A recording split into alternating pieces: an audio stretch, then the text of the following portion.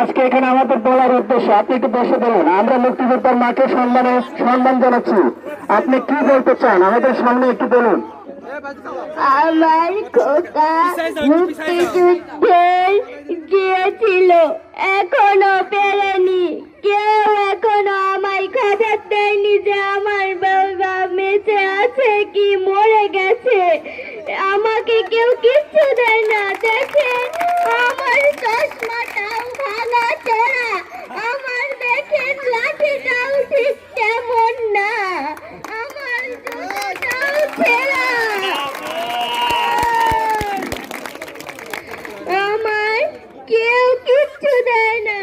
দেখেন লাঠি গুড়ি খেয়ে আমার এই জুতাগুলো, আমার এই শাড়িটা জোগাড় করতে হয়েছে।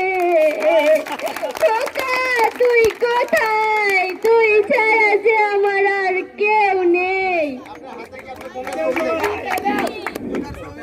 আমরা দেখতে পাচ্ছি ওনার খোকার ছবি নিয়ে এসেছিলেন, এখনো উনি ফিরে আসেননি। আমরা ওনাকে কি বলে সান্ত্বনা দেবো আমরা ভাষায় প্রকাশ করতে পারছি না।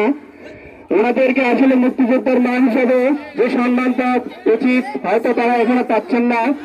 আমরা অবশ্যই আপনারা যারা আছেন আমরা বলবো আপনারা এই বিষয়ে বিবেচনা করবেন।